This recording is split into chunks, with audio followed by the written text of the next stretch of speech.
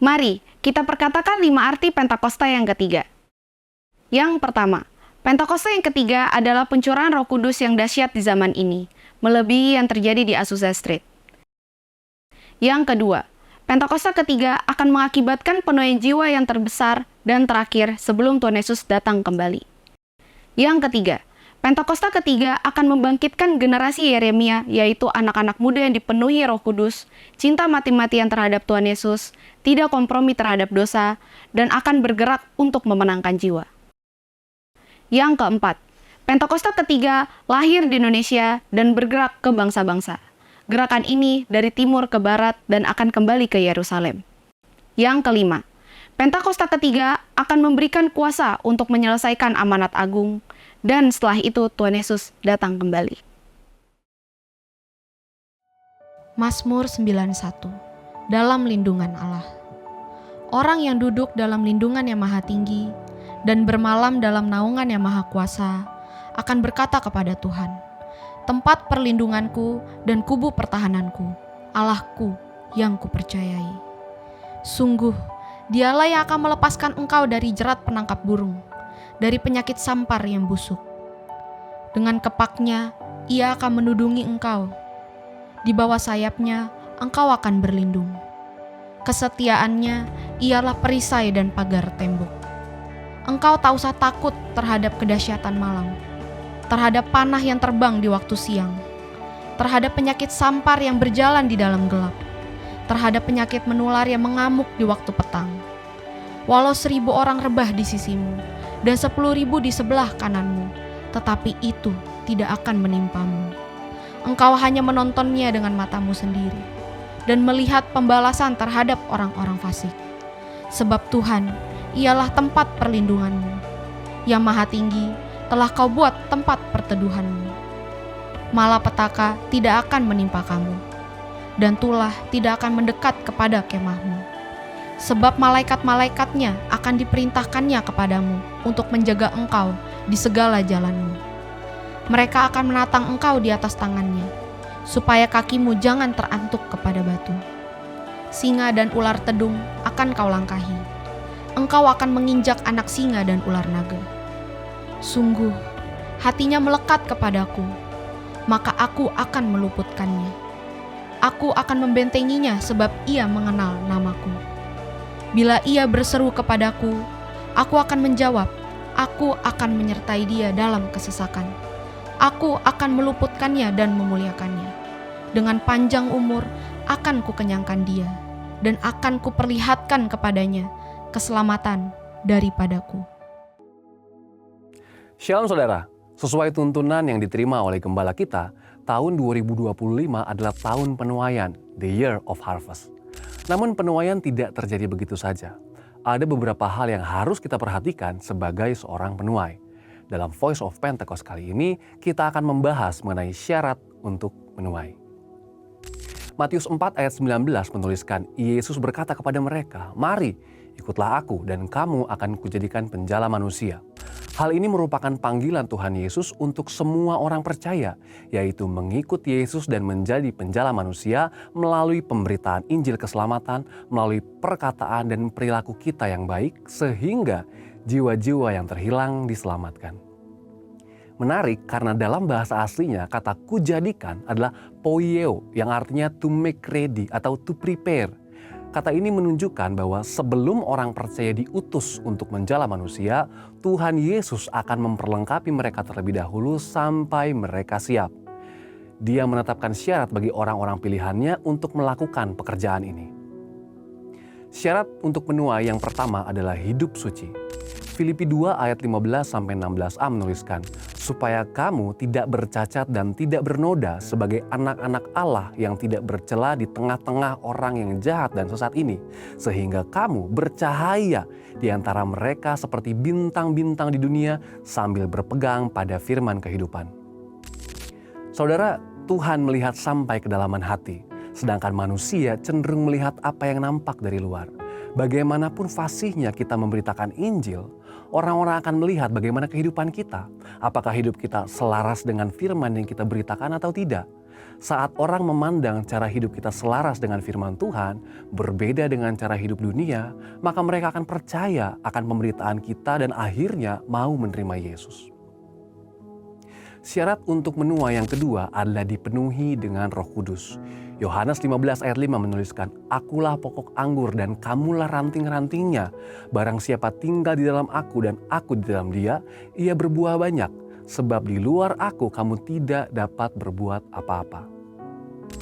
Banyak orang percaya kepada Roh Kudus tetapi sedikit yang menyediakan tempat baginya dalam kehidupan mereka. Ketika Roh Kudus bergerak, orang percaya baik pria maupun wanita akan bernubuat. Dari yang muda sampai yang tua akan mendapat mimpi dan penglihatan. Mereka akan melakukan pekerjaan-pekerjaan yang telah Yesus lakukan, bahkan yang lebih besar sehingga nama Tuhan dimuliakan. Tuhan bergerak melalui orang percaya yang mempersiapkan diri mereka sesuai dengan firman-Nya. Nah, bagaimanakah persiapan orang percaya untuk diberdayakan Roh Kudus? Orang percaya harus dimeteraikan Roh Kudus. Ketika seorang percaya kepada karya keselamatan Tuhan Yesus di kayu salib, maka orang tersebut dimeteraikan dengan Roh Kudus sebagai jaminan keselamatan. Roh Kudus mulai berdiam di hati orang yang percaya kepada Tuhan Yesus. Lalu dibaptis Roh Kudus. Baptisan Roh Kudus bukanlah untuk keselamatan, tetapi pemberdayaan dari Roh Kudus untuk melengkapi orang percaya bagi pelayanan. Baptisan Roh Kudus terjadi sebagai penggenapan janji Tuhan kepada murid-muridnya. Baptisan Roh Kudus memberdayakan mereka menjadi saksinya. Roh Kudus memberikan kemampuan, keefektifan, keefisienan dalam kesaksian mereka. Jadi baptisan Roh Kudus sejatinya diberikan untuk pemberitaan Injil. Gereja Betel Indonesia meyakini bahwa tanda awal orang dibaptis Roh Kudus adalah berbicara dalam bahasa roh. Dan kemudian dipenuhi Roh Kudus. Pemenuhan Roh Kudus terjadi ketika seseorang membangun keintiman dengan Roh Kudus melalui doa, pujian dan penyembahan hari demi hari dan menghasilkan buah Roh Kudus. Syarat untuk menua yang ketiga adalah bersedia diutus. 2 Korintus 5 ayat 18-20 menuliskan, "Semuanya ini dari Allah yang dengan perantaraan Kristus telah mendamaikan kita dengan dirinya dan telah mempercayakan pelayanan pendamaian itu kepada kami. Sebab di dalam Kristus Allah mendamaikan dunia dengan dirinya tanpa memperhitungkan pelanggaran mereka dan Dia telah mempercayakan berita pendamaian itu kepada kami. Jadi kami ini utusan-utusan Kristus, sebab Allah menasihati kamu dengan perantaraan kami. Dalam nama Kristus kami meminta kepadamu, berilah dirimu didamaikan dengan Allah." Pendamaian merupakan pemulihan hubungan orang berdosa ke dalam persekutuan dengan Allah yang diterima melalui iman dan pertobatannya dalam Kristus. Tuhan sudah mendelegasikan otoritas kerajaan Allah di bumi melalui gerejanya. Gereja telah dipercayakan sekaligus bertanggung jawab atas pelayanan pendamaian, membawa semua orang untuk diperdamaikan dengan Allah. Kita sedang berada di dalam masa penuaian jiwa yang terbesar dan terakhir di akhir zaman ini. Waktu Tuhan selalu tepat untuk penuaian jiwa. Tetapi tanggung jawab dan kesiapan seorang penjala manusia sangatlah penting untuk penuaian jiwa. Sekarang saatnya kita bergerak sebagai seorang penuai. Bersiaplah, harvest now. Saudara, untuk penjelasan lebih lengkap dari tim teologi kami, silakan buka link yang ada di atas atau scan QR Code yang tersedia. Tuhan Yesus memberkati. Haleluya, shalom saudara, selamat pagi. Shalom, penuh sukacita datang ke rumah Tuhan, amin. Sebelum kita mulai, boleh dengan hormat, dengan penuh kasih, saya undang bagi berdiri, kasih salam depan, belakang, kiri, kanan. Sampaikan sesuatu yang baik buat mereka, saudara. Selamat hari Minggu, saya bersukacita melihat Anda hari ini. Kasih tos kiri kanan, bilang, hari ini Tuhan melakukan hal yang ajaib, Tuhan melakukan hal yang dahsyat. Yang percaya katakan amin. Amin. Yap.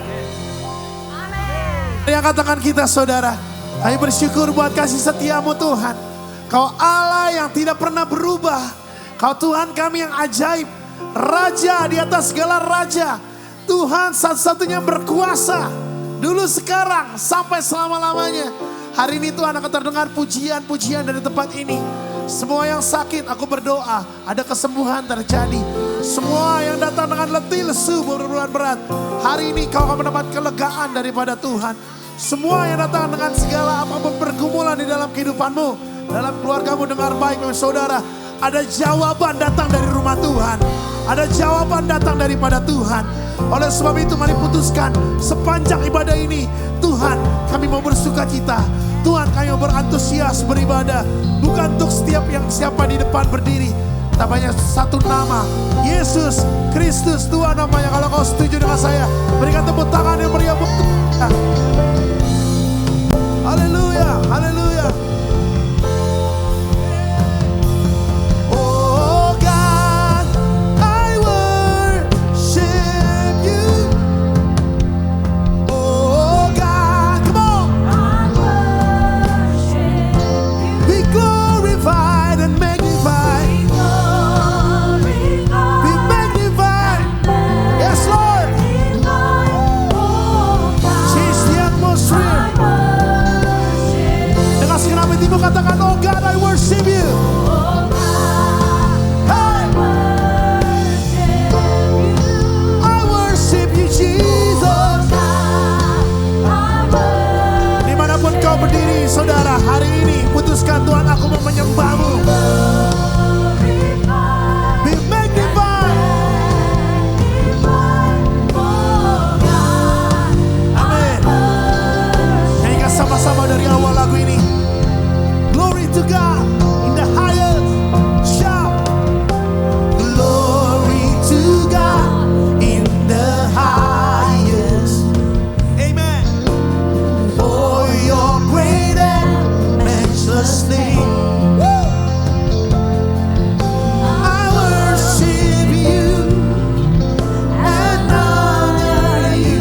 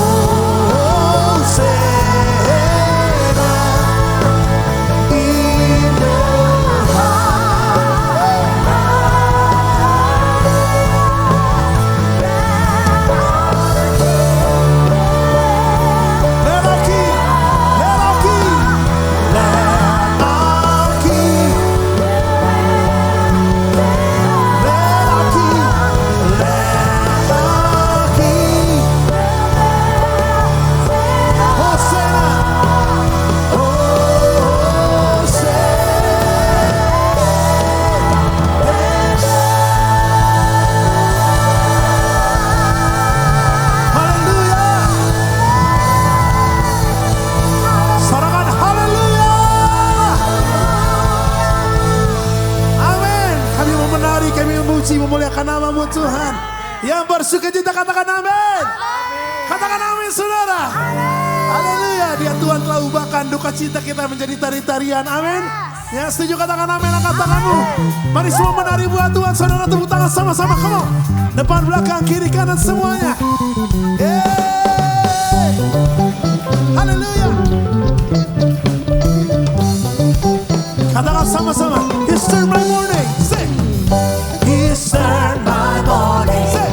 Into dancing again. And lift up my sorrow. I can't stay silent. I must sing for His glory. One more time. He's turned my morning into dancing again. Hey, and lift up my sorrow. I can't stay silent. Hey. Mari puji Dia dengan tari-tarian saudara. Puji Dia dengan sukacita. Naikkan lagu ini kata. The one was only hurt. Hey. He gave His healing hand. Where the one is broken heart. Hey. He broke like a friend. Say. I feel the sweetness of His love reaching my darkness. Amen. I see the bright and morning sun. Semua menari siap-siap buat Tuhan. Come on. Say. He's turned my morning into dancing again. He's lifted up my sorrow. I can't stay silent. I must sing. One more time, say. He's turned my morning. Amen. Into dancing. He's lifted up my sorrow.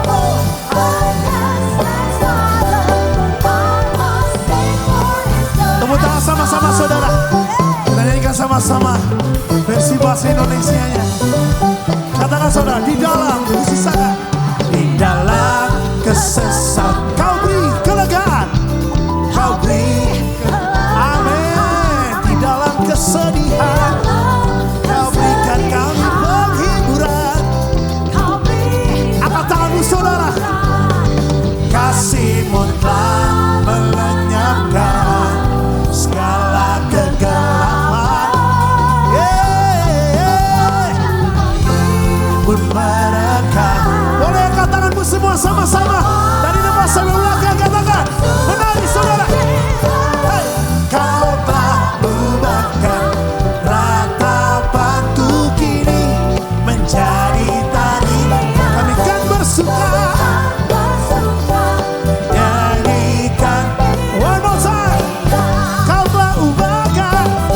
Kau telah ubahkan. Say.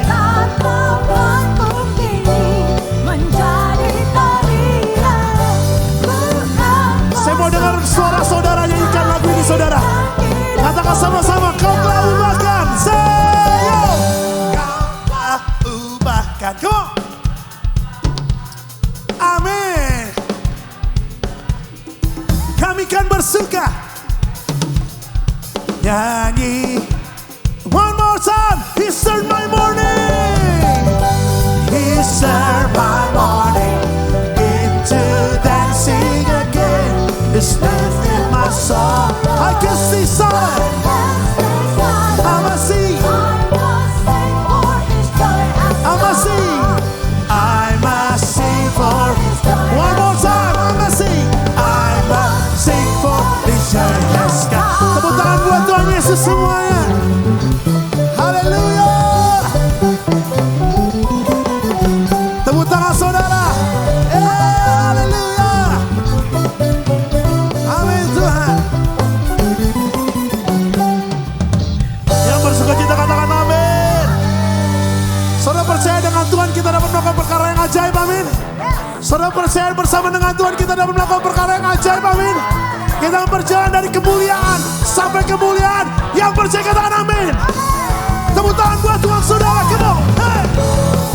Haleluya. Kami akan berjalan bersamamu Tuhan.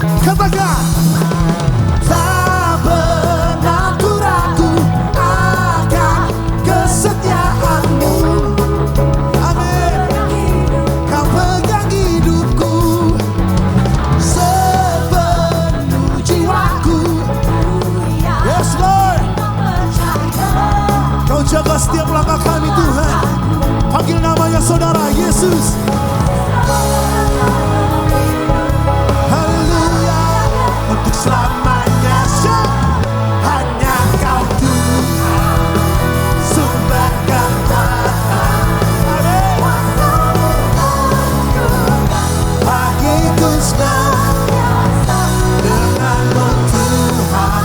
Kami akan terus berjalan dari kemuliaan. Tepuk tangan sama-sama saudara. Haleluya. Saudara percaya Tuhan melakukan hal dahsyat di tempat ini, amin. Amin. Angkat tanganmu kalau kau percaya, saudara, katakan amin. Tuhan melakukan hal dahsyat, ajaib untuk keluarga kita, pekerjaan bisnismu. Katakan Yesus. Yesus kaulah Raja. Yesus kaulah Raja.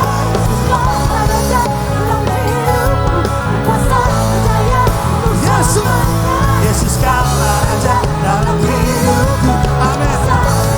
Sekali lagi saudara.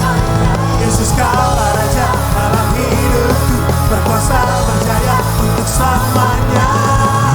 Hanya Kau Tuhan. Come on, say. Haleluya. Bagi kami denganmu kami akan berjalan dari kemuliaan. Sama-sama sekali lagi saudara. Katakan hanya Kau Tuhan sumber kekuatan. Amin. Berjurah bagiku senantiasa.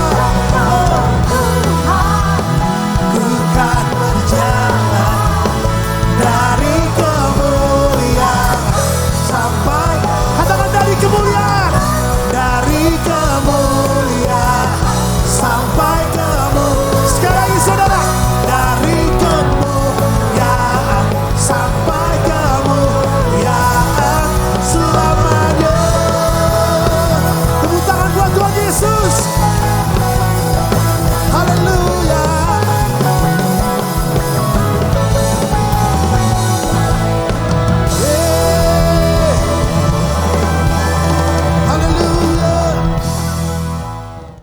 Haleluya. Mari kita terus berharap kepada Tuhan. Tiada pengharapan lain yang kekal, yang mampu menjamin kehidupan kita selain daripada Dia, Tuhan Yesus Kristus. Dialah satu-satunya jalan keselamatan bagi hidup kita. Mari kita memberi hidup kita terus dipimpin, supaya kita boleh dibawa terus ke dalam rancangannya yang kekal. Manusia sangat mampu mengecewakan kita. Tapi ada satu pribadi yang tidak pernah mengecewakan. Dia yang akan mengisi kekosongan hidup kita. Yaitu Dia pribadi yang satu yang kekal yang agung. Yesus Kristus namanya. Kita teduhkan hati kita di hadapan Tuhan. Haleluya. Haleluya.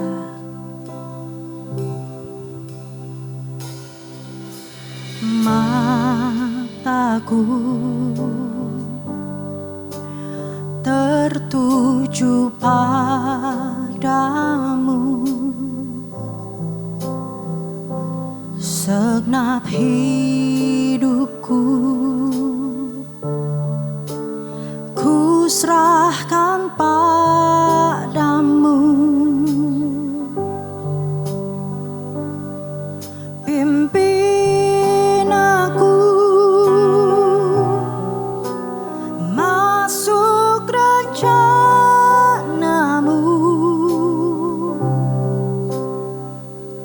untuk membesarkan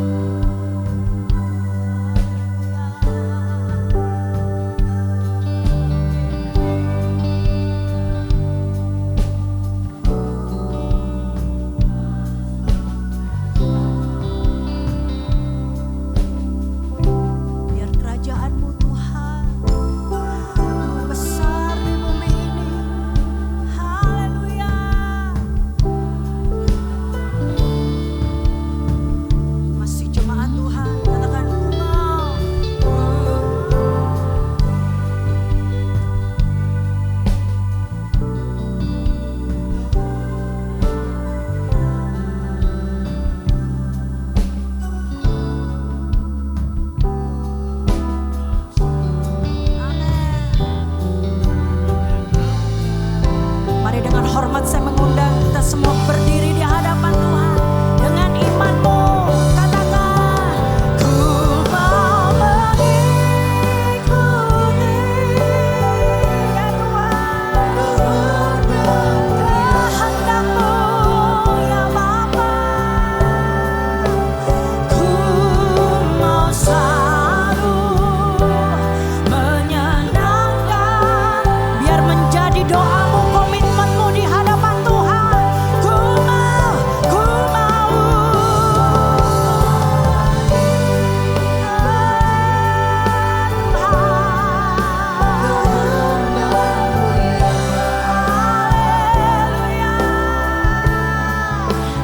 Ku mau selalu menyenangkan hatimu.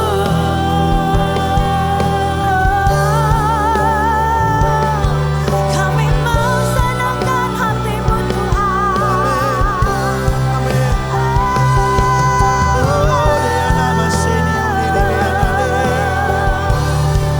Biar kami relakan diri kami dipimpin oleh kehendak-Mu Bapa.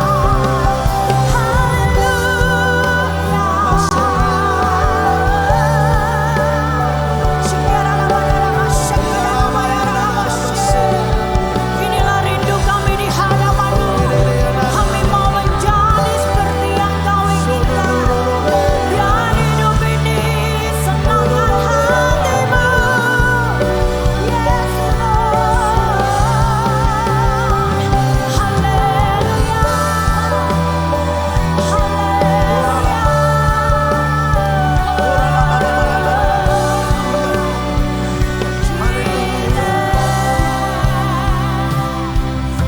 Shout to the Lord, all the earth, let us sing. Come on, sing. Power and majesty, praise to the King. Amen. Mountains bow down and the seas will roar at the sound of your name. I sing for joy and the word. We sing for joy. Forever I love you. Forever I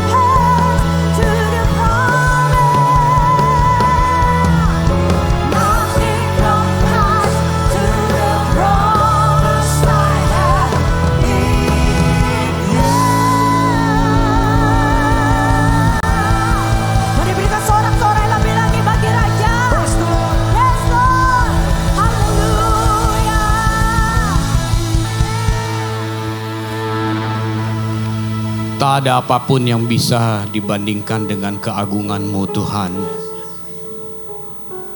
Engkaulah Tuhan kami. Keberadaan kami siang ini di tempat ini, sungguh kami mau merendahkan hati kami Tuhan. Kami mau dengar kebenaran firman-Mu. Kami mau diubahkan dalam kehidupan kami. Tuhan berkati setiap kami. Tuhan bersihkan hati kami Tuhan. Dari setiap perbuatan kami yang tidak menjadi berkat bagi sesama. Dari perkataan-perkataan kami yang melukai orang lain. Bahkan sesuatu yang masih ada dalam pikiran kami yang tidak sesuai dengan kehendak-Mu. Ampuni kami Tuhan. Kami ingin hati kami menjadi tanah yang subur. Menerima firman ini sehingga firman ini bertumbuh dan menghasilkan buah. Dan hidup kami diubahkan. Tuhan urapi setiap kami, terutama hamba-Mu. Buang segala perkataan yang sia-sia yang tidak perlu. Sehingga kami pulang hanya membawa pesan firman Tuhan. Dan nama Tuhan dimuliakan. Terima kasih Bapa, dalam nama Tuhan Yesus. Kami sambut kebenaran firman-Mu. Sama-sama kita berkata, amin. Beri tepuk tangan untuk Tuhan Yesus. Silakan duduk Bapak Ibu Saudara. Selamat siang, shalom. Bapak Ibu Saudara, siang ini saya mau mengajak kita berkenalan ulang dengan seorang tokoh di Alkitab yang jarang masuk dalam ruang ibadah umum. Tokoh ini banyak, waktu zaman saya loh ya, tokoh ini banyak adanya di ruang sekolah minggu. Tapi siang ini kita mau lihat teladan apa yang kita bisa dapat dari beliau. Dia bernama Zakheus. Zakheus itu seringkali guru sekolah minggu untuk menarik perhatian jemaah, anak-anak sekolah minggu. Suka ditukar-tukar dengan Lazarus. Katanya Lazarus ada di atas pohon gitu. Padahal yang di atas pohon Zakheus gitu. Zakheus itu terkenal dengan badannya pendek. Dia sebagai orang kaya, dia kepala pemungut cukai, dia juga seorang pendosa, dia seorang pemeras, dia seorang koruptor. Sekarang lagi ngetren kan korupsi triliunan gitu.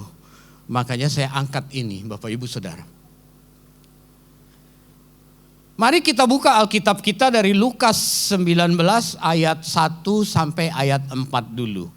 Lukas 19 ayat 1 sampai ayat 4. Yesus masuk ke kota Yeriko dan berjalan terus melintasi kota itu. Ayat 2 tolong baca sama-sama dengan saya. 1, 2, 3. Di situ ada seorang bernama Zakheus, kepala pemungut cukai, dan ia seorang yang kaya. 3. Ia berusaha untuk melihat orang apakah Yesus itu. Tetapi ia tidak berhasil karena orang banyak sebab badannya pendek. Ayat 4 sama-sama. Maka berlarilah ia mendahului orang banyak.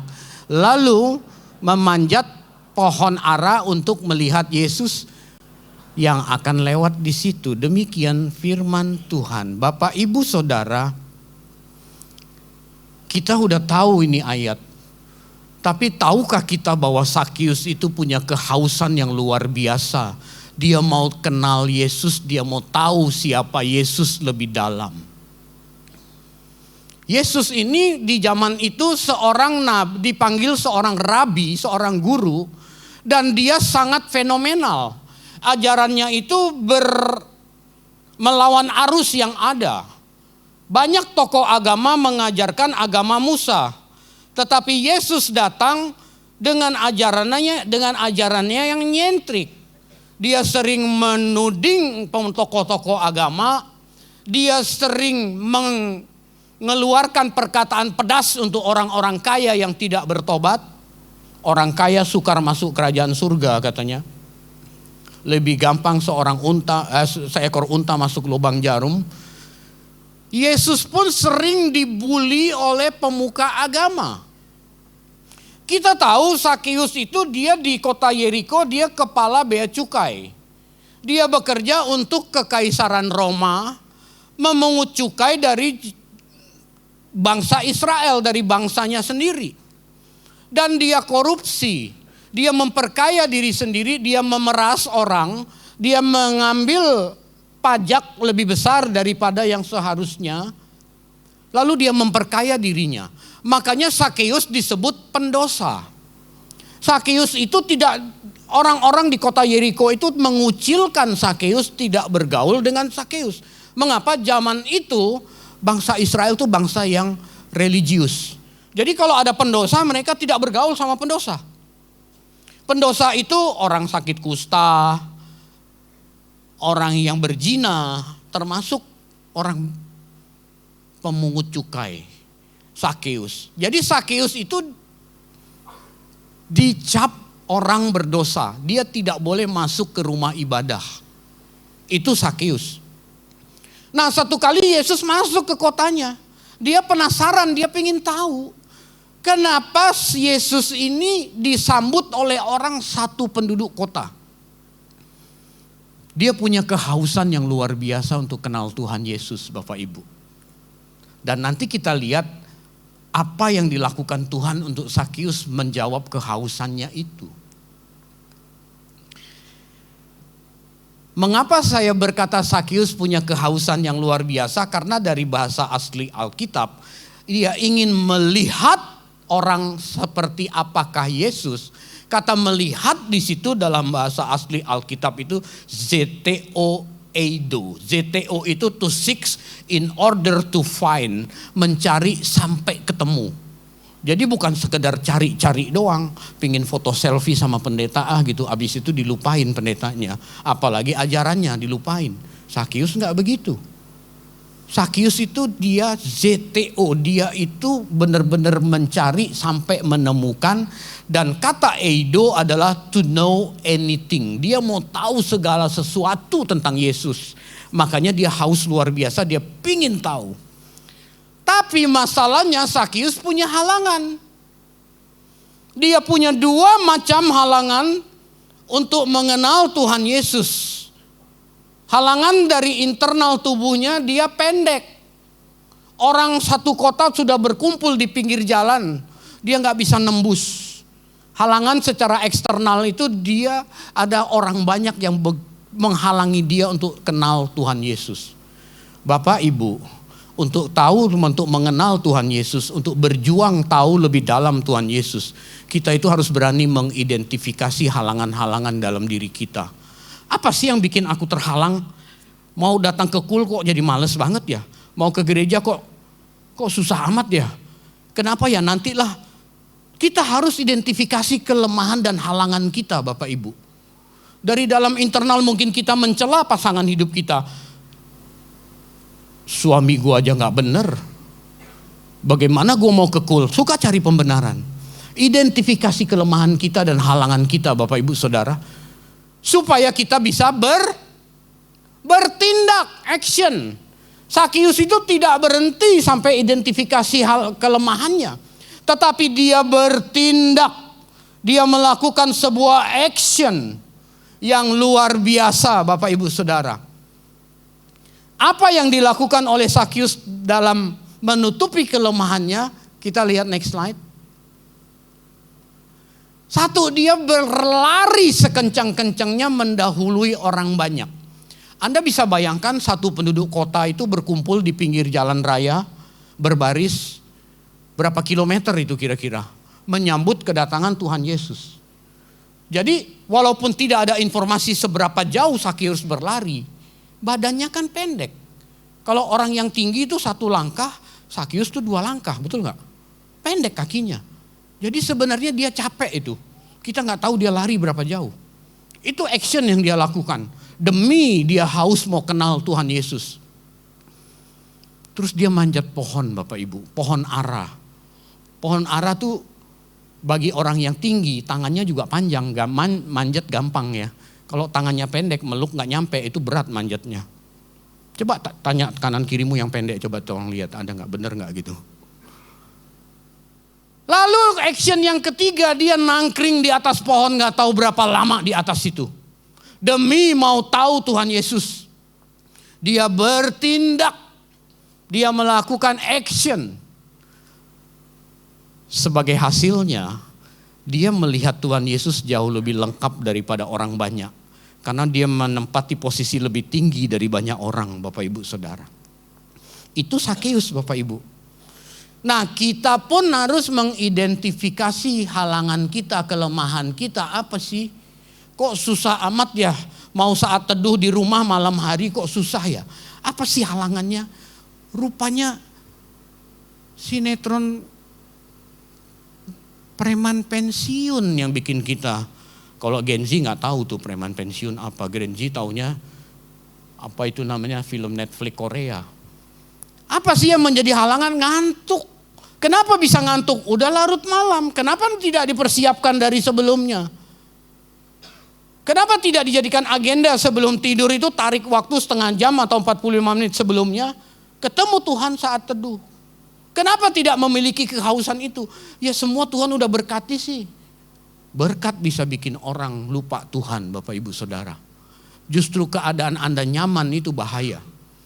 Tapi keadaan yang tidak nyaman itu seperti obat yang manjur untuk kita serius mencari Tuhan. Tapi masa harus tunggu keadaanmu tidak nyaman baru cari Tuhan, Bapak Ibu? Bukankah pada saat nyaman itu cari Tuhan jauh lebih nyaman? Bapak Ibu Saudara, usaha yang sungguh-sungguh dan serius untuk mencari Tuhan dan mengenal Tuhan pasti disambut dan dihargai oleh Tuhan. Pasti Tuhan hargai. Seperti Tuhan menghargai Sakeus. Ke slide berikutnya tolong. Bapak Ibu, sebelum Tuhan Yesus masuk ke kota Yeriko, di pintu gerbang itu ada orang buta. Di Injil Markus pasal 10 disebut nama orang itu Bartimeus. Bartimeus berteriak-teriak, Yesus! Lalu Tuhan Yesus datang, apa yang kau mau aku kerjakan? Aku mau sembuh, dia buta. Tuhan sembuhkan. Tuhan sembuhkan, Bapak Ibu Saudara. Tapi pertanyaannya, kenapa Tuhan tidak menumpang di rumah Bartimeus? Nanti kita nyampe tuh, menumpang tuh apa sih gitu. Kan orang banyak seluruh kota nyambut kedatangan Tuhan. Kenapa Tuhan tidak menumpang di rumah salah satu donatur kaya di situ? Kenapa Tuhan mau menumpang di rumah Sakeus? Itu perlu kita perkarakan serius Bapak Ibu. Karena Sakeus punya kehausan yang luar biasa, dia melakukan berbagai action dalam menutupi kelemahan dan halangan dia. Maka Tuhan berkata, Sakeus turun, aku mau menumpang di rumahmu. Yang diminta Bartimeus adalah kesembuhan fisik. Pak, kalau kita lagi sakit boleh? Boleh. Minta kepada Tuhan boleh. Pak, kalau lagi miskin boleh berdoa kepada Tuhan? Boleh. Pak, kalau lagi kekurangan, kalau tender belum gol bisa minta tolong sama Tuhan? Tolonglah, mintalah sama Tuhan. Tapi Tuhan lebih tertarik manusia batiniah kita Bapak Ibu. Seperti yang dilakukan oleh Sakeus. Sehingga Tuhan berkenan menumpang di rumah Sakeus ketimbang ke rumah Bartimeus. Ini pertimbangkan dengan baik Bapak Ibu Saudara. Nah, kita akan bahas kata menumpang. Apa itu menumpang? Tapi kita baca dulu Lukas 19 ayat 5, 6, 7. Ketika Yesus sampai ke tempat itu, ke daerah pohon itu, ia melihat ke atas dan berkata, Sakeus segeralah turun sebab hari ini aku harus menumpang di rumahmu. Lalu Sakeus segera turun dan menerima Yesus dengan sukacita, dicatat dengan sukacita. Tetapi semua orang yang melihat hal itu bersungut-sungut dan berkata, masa seorang rabi menumpang di rumah orang berdosa gitu. Zaman itu rabi, pemuka agama, ahli Taurat tidak bergaul dengan orang berdosa. Ini seorang rabi yang dielul-ululkan seluruh penduduk kota, masa dia masuk rumah orang berdosa? Itu najis hukumnya zaman itu. Jangankan seorang rabi datang ke rumah orang berdosa, untuk ke rumah ibadah aja enggak boleh. Nah Bapak Ibu Saudara, tolong ditampilkan ayat tadi. Saya mau ini. Kata menumpang di ayat 5 dengan kata menumpang di ayat 7 itu totally different. Kalau kita baca Alkitab bahasa Indonesia, kita cuman bacanya begitu. Tapi ini punya makna yang sangat dalam Bapak Ibu Saudara. Ini mengandung makna yang begitu dalam. Kata menumpang di ayat 5 dalam bahasa asli Alkitab itu meno. Ini bahasa Yunani. Dalam bahasa Inggris itu abide, continue, stay, atau tinggal menetap secara terus-menerus. Makna rohaninya, Tuhan Yesus berkenan masuk dalam kehidupan Sakius terus-menerus. Sementara orang-orang banyak komplain, masa dia numpang di rumah orang berdosa? Kata menumpang di situ dalam bahasa aslinya itu bukan meno, tapi digunakan kata erseikomai kataluo. Benda apa itu erseikomai kataluo? Erseikomai artinya one time enter, cuman masuk sesekali. Kataluo artinya to be a guest, cuman jadi tamu, cuman bertamu. Seperti yang dilakukan oleh Tuhan Yesus terhadap Bartimeus yang minta kesembuhan jasmani. Beda dengan perlakuan Tuhan Yesus ke Sakius. Tuhan mau tinggal permanen, meno, dalam kehidupan Sakius. Pak, Bu, selama ini Tuhan itu menetap gak dalam kehidupan kita? Atau dia cuma jadi tamu? Waktu Anda butuh dia, Anda berdoa, lalu dia datang, dia menjawab doamu. Habis itu dia gak betah, dia pergi lagi. Sebab Senin, Selasa, Rabu kamu nipu lagi di perusahaan. Kamu korupsi lagi. Nanti hari Minggu kamu datang berdoa minta tolong, dia datang. To be a guest. Erseikomai kataluo. Atau Tuhan selama ini menetap dalam hidupmu. Dalam bisnismu, cara kamu menghadapi orang. Cara kamu memperlakukan keluarga besarmu, cara kamu memperlakukan pasangan hidupmu, memuliakan Tuhan gak? Itu Tuhan berkenan meno.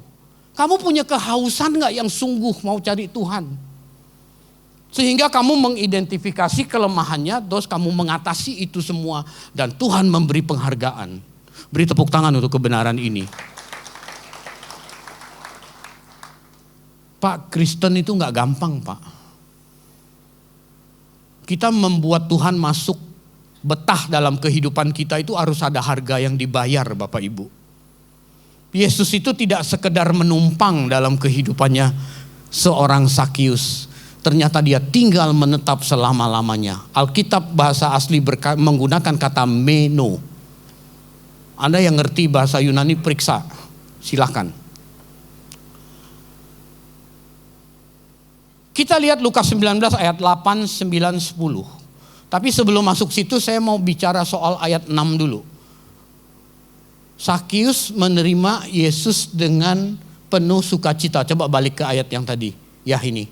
Sakius segera turun dan menerima Yesus dengan sukacita. Pernah gak kita berpikir bagaimana sih bentuk Sakius menerima dengan sukacita? Dia kan haus. Tapi dia punya halangan. Lalu dia capek-capek lari, dia manjat pohon, dia nangkring di situ, terus malah disuruh turun. Wah, luar biasa Yesus, aku sudah lama pengen ketemu engkau langsung. Terus ambil handphone, foto selfie. Enggak begitu. Dia menyambut Yesus dengan sukacita. Yesus ini bukan sendiri loh. Dia dengan rombongannya, dengan 12 murid, dengan organisasinya, dengan orang-orang lain. Datang ke rumah Sakius. Makan di rumah Sakius. Wah, itu bisa kebayang. Sakius tuh kelabakan. Mesen catering tuh ada rame orang datang kan. Telepon dia, ini tolong ya sekarang ya, butuh nih cepet yang ini, yang enak. Dia melayani Tuhan Yesus, dia meresponi Tuhan Yesus dengan penuh sukacita. Bergembira, dia pasti nyanyi, dia muji, dia berdoa, dia dengar Tuhan khotbah. Menyambut Tuhan dengan sukacita selain dengan doa, juga dengan doku Bapak Ibu. Tahu doku? Dengan uang. Anda tidak hanya bisa menyambut Yesus sukacita, tapi Anda tidak berkorban. Serius.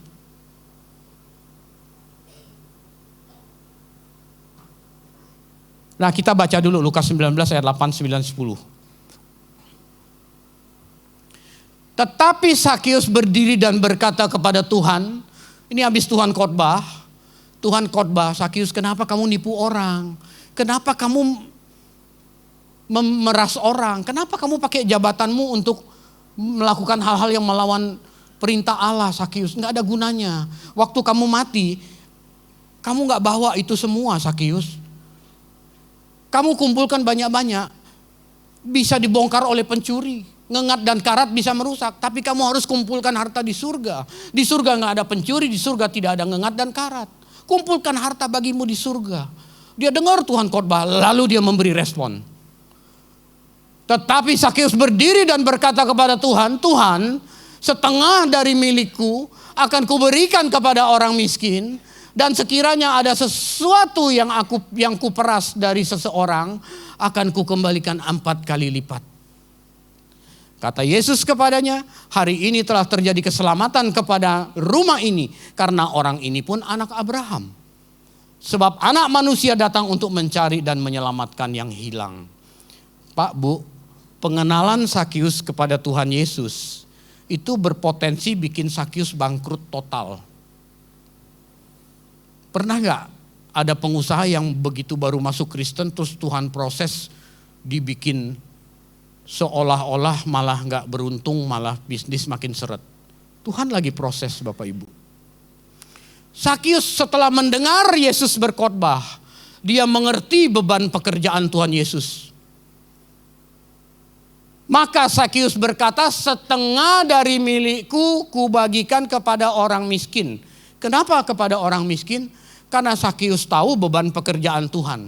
Anda kalau teliti baca Alkitab, khususnya keempat Injil, ketika Tuhan Yesus lihat orang kecil, orang susah, orang lemah, orang tertindas, selalu diakhiri dengan kalimat, maka tergeraklah hatinya oleh belas kasih. Jadi kalau ada orang Kristen pelit tuh saya gak ngerti loh Bapak Ibu.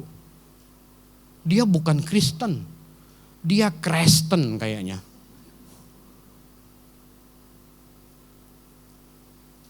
Itu beban pekerjaan Tuhan. Maka tergeraklah hatinya oleh belas kasih. Sakius tuh bangkit langsung.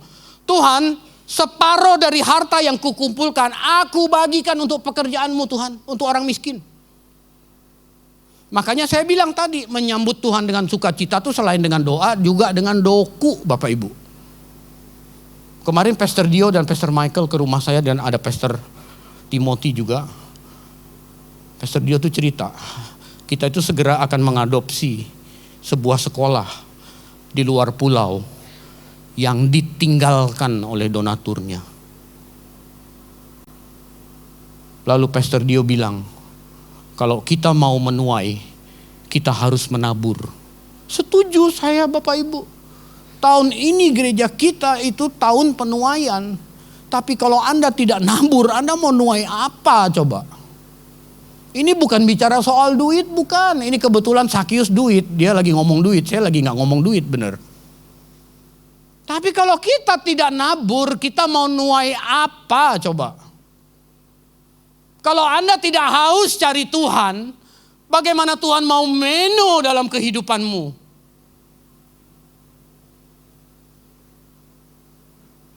Lalu dia berkata, kalau sekiranya selama aku jadi pejabat bea dan cukai, kalau ada yang kuperas, aku akan kembalikan 4 kali lipat.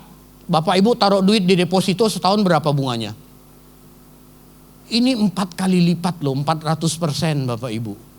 Sakius nih bankers pertama di dunia yang berani bayar bunga 400%. Setelah itu udah gak pernah ada lagi sampai hari ini. Anda mau main saham pun gak mungkin bisa dapat setinggi itu. Sakius itu, berani dia. Makanya saya bilang, saya baca literatur tentang Sakius. Sakius itu berpotensi jadi miskin. Karena dia barter dengan Tuhan Yesus. Sakius itu sangat berpotensi jadi miskin. Karena dia berani barter dengan Tuhan Yesus. Bapak Ibu Saudara, perjumpaan Sakius dengan Tuhan menghasilkan sebuah hidup yang berkualitas. Masih ingat gak waktu ada orang kaya datang cari Tuhan Yesus, apa yang harus kulakukan supaya aku beroleh hidup kekal? Hidup kekal itu hidup berkualitas. Ini loh perjumpaan Sakeus dengan Tuhan menghasilkan hidup berkualitas. Apa itu? Sakeus tergerak dan terbeban kepada pekerjaan Tuhan yang sudah dijelasin tadi. Yang kedua, Sakeus bergerak, action, bertindak terhadap beban pekerjaan Tuhan. Kita itu sering tergerak tapi nggak bergerak, itu masalah Bapak Ibu Saudara. Pak, saya tergerak Pak, udah langsung diresponi. Kalau Anda bilang Anda tergerak lalu Anda tunda-tunda, Anda akan bergerak deh, percaya saya deh. Udah beda lagi ceritanya gitu. Tapi kalau kita tergerak, kita harus segera bergerak Bapak Ibu. Dua hal, dia barter. Sakeus itu barter. Untuk memperoleh Tuhan Yesus, dia buang sesuatu yang menurut dia itu sesuatu yang sangat berharga dalam hidupnya. Yang pertama, dia barter dengan uang. Dia barter dengan uang. Uang itu adalah sesuatu yang berharga menurut Sakeus sebelum dia dijamah Tuhan. Kenapa? Dia bisa-bisanya lo korupsi, meras orang berlebih, memperkaya diri sendiri, mengumpulkan uang demi hari esoknya, demi hari tuanya, supaya ada jaminan di dunia ini. Dia nipu orang, dia meras. Tapi perjumpaannya dengan Tuhan Yesus membuat sesuatu yang namanya uang itu tidak lagi bernilai. Makanya dia berkata, dia bagikan kepada orang miskin demi memperoleh Kristus. Dan kalau ada orang yang diperas, dia balikin 4 kali lipat. 400%. Bapak Ibu taruh uang di bank tuh setahun berapa sih? Nggak sampai 10% kali bunganya. Jangan-jangan kalau Bapak Ibu hidup di zaman Sakeus ngaku-ngaku pernah diperas Sakeus gitu. 400% loh gitu. Tapi dia tukar oleh pengenalan akan Tuhan Yesus. Yesus berkenan meno, tinggal menetap dalam kehidupannya. Yang kedua, dia barter dengan jabatannya. Gara-gara peroleh jabatan ini, dia tuh gak peduli. Penduduk kota mengucilkan dia, keluarga besar namanya tercoreng, tidak dianggap lagi sebagai keluarga besar. Dia gak peduli, yang penting dapat jabatan basah. Jabatannya basah, bukan kantornya kebanjiran Bapak Ibu ya, bukan. Jabatan dia basah. Seperti sekarang kira-kira RON 92 gitulah, basah kan. Benda cair kan itu. Timbul lagi yang baru minyak goreng, nah itu basah juga. Kalau kesiram kan basah gitu. Dia pertaruhkan jabatannya, dia gak peduli dikucilkan oleh penduduk di kota Yeriko. Gak punya teman gak apa-apa, yang penting aku bisa ngumpulin duit banyak. Aku punya jabatan yang luar biasa. Itu pun berani dia tinggalkan demi pengenalannya akan Tuhan Yesus. Ini setara dengan apa yang dilakukan oleh Rasul Paulus di Filipi 3 ayat 8. Malah segala sesuatu kuanggap rugi karena pengenalan akan Kristus Yesus Tuhanku lebih mulia dari semuanya. Oleh karena dialah aku telah melepaskan semuanya itu dan menganggapnya sampah supaya aku memperoleh Kristus. Orang Kristen hari ini ke gereja, sampah itu didaur ulang, malah diminta ulang kepada Tuhan Yesus. Minta berkat, minta kaya. Oh Tuhan kasih, tetapi Tuhan memperlakukan mungkin sebagian orang Kristen seperti Bartimeus. Tuhan sembuhkan, Tuhan kasih bisnismu bagus. Tapi Tuhan gak betah. Tuhan hanya datang sebagai tamu. RC komai kataluo. Yang kita mau, Tuhan menetap dalam kehidupan kita, katakan amin. Maka kita harus bertindak Bapak Ibu. Untuk bertindak harus dimulai dari ada kehausan akan kebenaran firman dulu. Anda kalau udah gak haus susah Anda menghalang, Anda mau mengidentifikasi halangan ketemu Tuhan itu susah. Miliki kehausan akan kebenaran firman. Aku mau ke gereja, aku mau datang ke kul, aku mau saat teduh pagi dan malam, itu bukan karena kewajiban. Bukan karena ketemu Tuhan, apalagi kalau ke kul, aduh makanannya enak nih baca di grup gitu. Bukan. Tapi Anda benar-benar haus mau diubahkan oleh kebenaran firman. Dan percayalah Tuhan Yesus akan menghargai apa yang Anda lakukan. Seperti dia melakukan hal itu kepada Sakeus 2000 tahun yang lalu.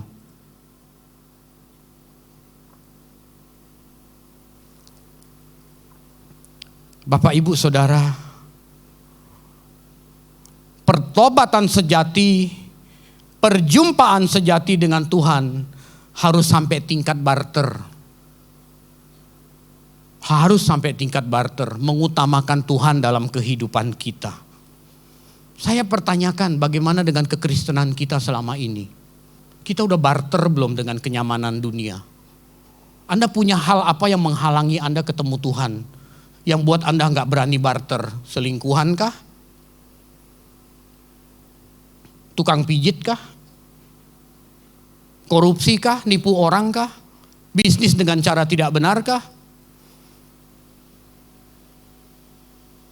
Anda harus berani lepas supaya Anda memperoleh Kristus meno dalam kehidupanmu.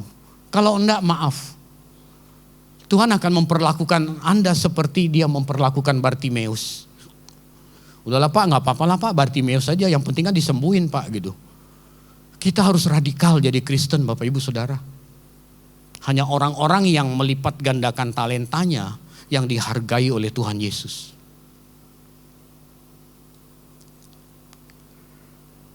Kisah perjumpaan Zakheus dengan Tuhan ini harus menjadi alarm dalam hidup kita. Mari kita ingat kembali, kita perjumpaan dengan Yesus itu bagaimana dulu. Lalu apakah kita melakukan hal seperti yang dilakukan oleh Zakheus? Kemarin siang itu Pastor Dio dan Pastor Michael Wijaya datang ke tempat usaha istri saya yang baru untuk pengurapan tempat, dan kita berdoa di sana. Beberapa teman juga hadir, Pastor Timo dan Pastor Agung juga ada. Lalu Pastor Mike secara pribadi panggil saya dan istri saya memberi pesan Tuhan. Pastor, ada pesan dari Tuhan. You have to remember your destination is ministry. Jadi jangan karena ada mainan baru, bisnis baru, you lupa pelayanan, intinya begitu. Melayanilah di tempat usaha ini. Melayanilah di bisnismu. Melayanilah dimanapun engkau berada. Kira-kira begitu pesannya. Oh yes, saya bilang sama istri saya, usaha ini Tuhan harus dimuliakan. Jangan sampai gara-gara usaha ini Tuhan tidak dimuliakan. Mungkin Anda bertanya dalam hati, mungkin Anda berkata dalam hati, Pak, kalau Tuhan dimuliakan dapatnya dikit loh Pak.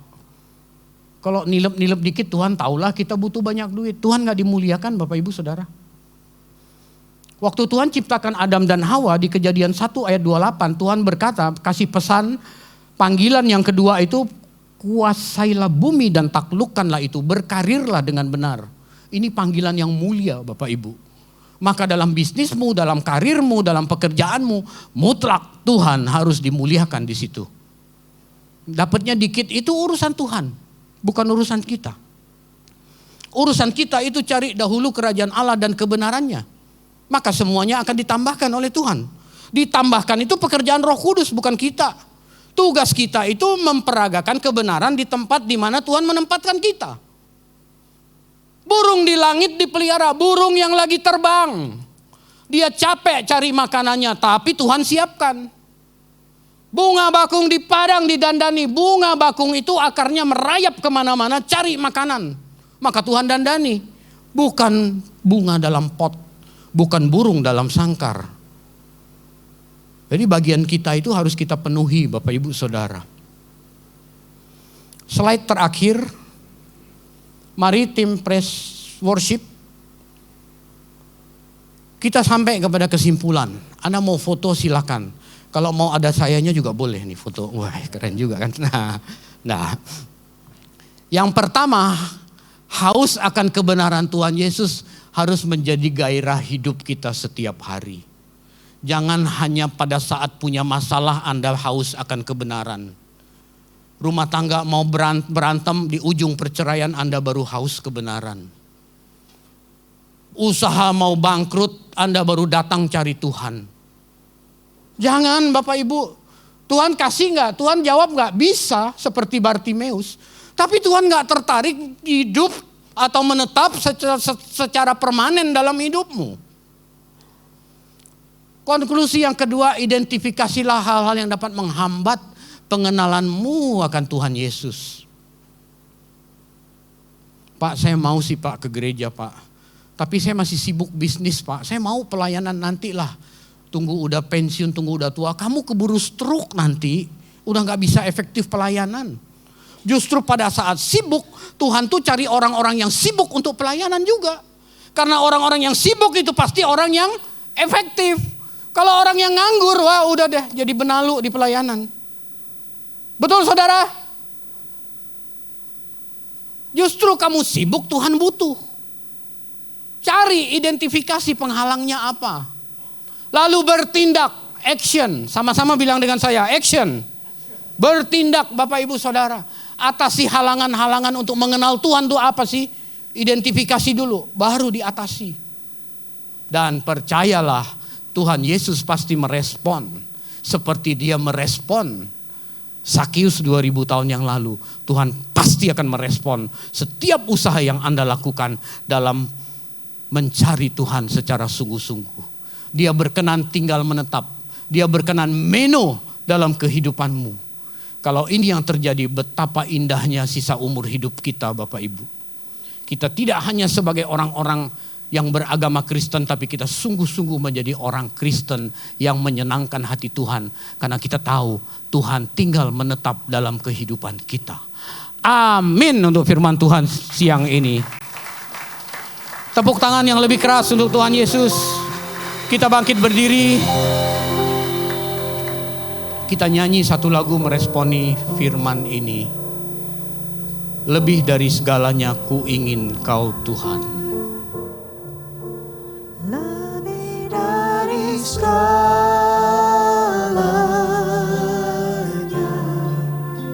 ku ingin Kau Tuhan. Mas perak dan permata tiada artinya. Mas perak dan permata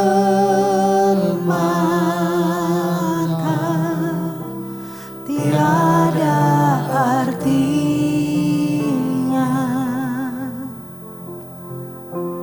Ku ingin lebih dekat bersekutu denganmu. Jadikan ku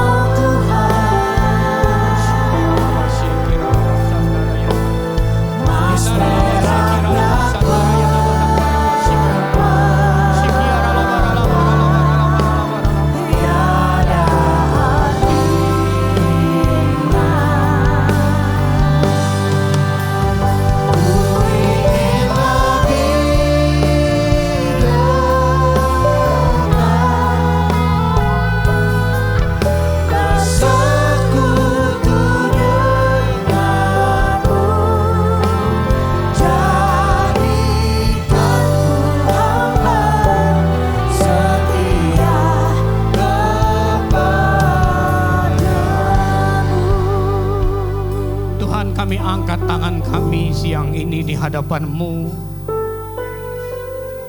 Kami ingin Tuhan jadikan kami hamba yang sungguh setia kepada-Mu Tuhan.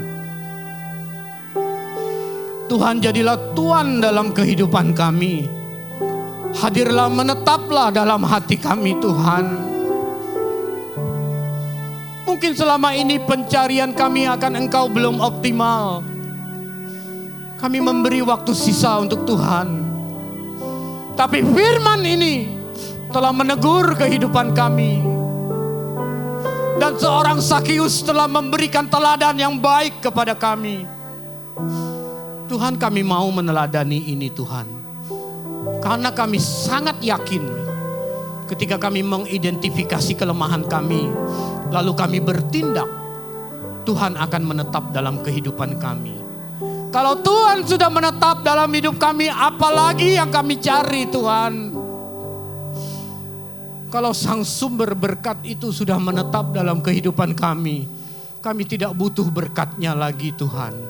Selama ini kami salah, kami cari sisa-sisanya, kami cari berkatnya saja. Tapi siang ini kami berkomitmen, kami mau bayar harga untuk sungguh-sungguh mengambil sebuah tindakan nyata. Sehingga Engkau sendiri berkenan tinggal menetap dalam kehidupan kami. Terima kasih untuk firman yang kami dengar ini Tuhan. Kiranya firman ini tertanam di dalam loh hati kami. Kiranya firman ini kami bawa pulang. Dan kami mohon kiranya Roh-Mu yang kudus memberikan penjelasan lebih lanjut kepada kami. Sehingga kami sungguh-sungguh memahaminya. Dan kami hidup di dalamnya. Terima kasih Bapa.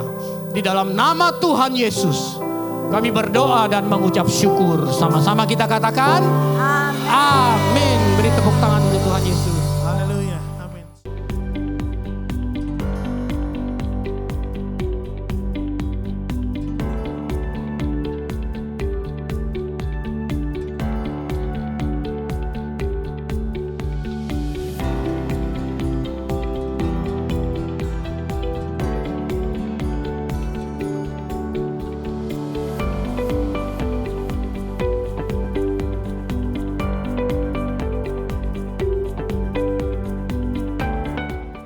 Hai Church, berikut adalah pengumuman kegiatan Perinterjen Church minggu ini.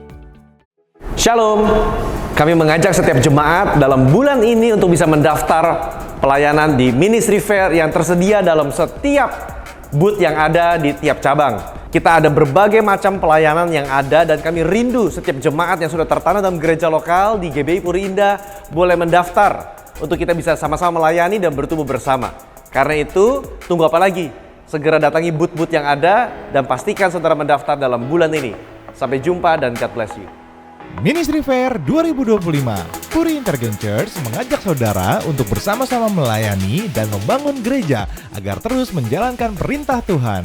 Untuk bergabung, saudara dapat mendaftarkan diri saudara dengan cara scan QR Code yang tersedia di layar atau kunjungi booth pelayanan di lobi setelah ibadah selesai. Ministry Fair ini berlangsung selama 4 minggu dari tanggal 9 sampai 30 Maret 2025. Mari melayani dengan hati yang tulus untuk kemuliaan Tuhan. Kami menginformasikan Intergen Prayer Selasa 1 April 2025 akan diliburkan dan akan kembali diadakan pada 8 April 2025 pukul 7 malam di Revival Hall House of Blessing. Dan untuk ibadah Women in Christ juga diliburkan mulai Kamis 27 Maret sampai 10 April dan akan kembali beribadah 17 April 2025 jam 10 pagi di GBI Puri Indah Mall Basement G4 Zona Merah. Kami mengundang saudara untuk hadir di ibadah Jumat Agung pada tanggal 18 April 2025. Ibadah ini akan disertai juga dengan perjamuan kudus dengan tema Love in Action, Jesus Sacrifice for Us. Pukul 8.30 pagi, 11 siang, dan juga jam 3 siang di Gedung House of Blessing. Pastikan saudara hadir dan diberkati dalam ibadah yang kami adakan. Tuhan Yesus memberkati. Women in Christ mengundang saudara-saudara wanita untuk bergabung dalam Healing Movement Women pada Kamis 22 Mei 2025 di Gedung House of Blessing jam 9 pagi hingga selesai. Dengan pembicara Pastor Sandy Sujak, Pastor Michael Wijaya, dan Pastor Lily Sulistio, siapkan diri saudara untuk sama-sama dipulihkan dalam Tuhan. Daftarkan diri saudara karena acara ini gratis dengan cara menghubungi nomor-nomor yang tertera atau hubungi helpdesk yang ada setelah ibadah ini selesai. You need God. Bagaimana jika Tuhan menggunakan masalah-masalah ini untuk membuatku lebih kuat? Bagaimana jika Tuhan sedang membentuk hatiku di tengah pergumulanku? Bagaimana jika Tuhan ingin memperbesar kapasitasku lewat masalahku? Bagaimana jika Tuhan tidak mengizinkan sesuatu untuk melindungi aku? Bagaimana jika Tuhan mengizinkan keraguan muncul untuk membuatku lebih percaya dengan Dia? Bagaimana jika Tuhan menggunakan kesendirianku untuk menyadarkanku bahwa yang kubutuhkan hanyalah Tuhan? Dan bagaimana jika Tuhan membiarkan hal-hal yang kutakuti itu datang untuk menjadikanku orang yang tidak takut? Come and join Lighthouse 2025 and take part in becoming a fearless generation.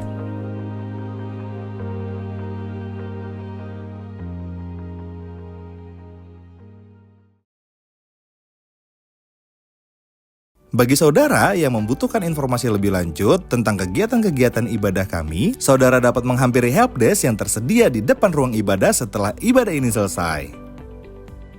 Demikian pengumuman minggu ini. Jangan lupa follow sosial media kami untuk mendapatkan informasi terbaru. See you next week. God bless you.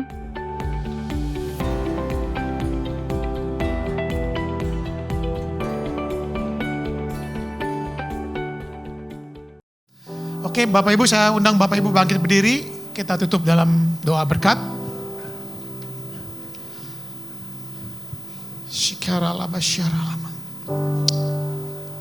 Bapak Ibu, saudara kekasih Allah, bukalah hatimu, arahkanlah hatimu padanya. Terimalah berkat yang berlimpah-limpah, berkat yang terbaik dari Allah Bapa di surga. Ketahuilah bahwa kasih karunia dan damai sejahtera Tuhan yang ditinggalkan kepadamu itu selalu menyertai engkau. Sehingga kemanapun kau pergi, kemanapun kau melangkah, janganlah takut, janganlah khawatir, sebab Tuhan besertamu. Apapun yang kau lakukan, Tuhan bukakan pintu, Tuhan bikin kau berhasil. Dimanapun kau berada, kau menjadi saksi-saksi Kristus yang hidup dan benar, dan hidup dalam segala kelimpahannya.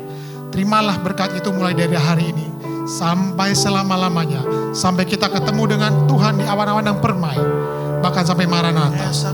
Kita semua yang percaya, yang sudah menerima berkat dan siap menjadi berkat, katakan amin.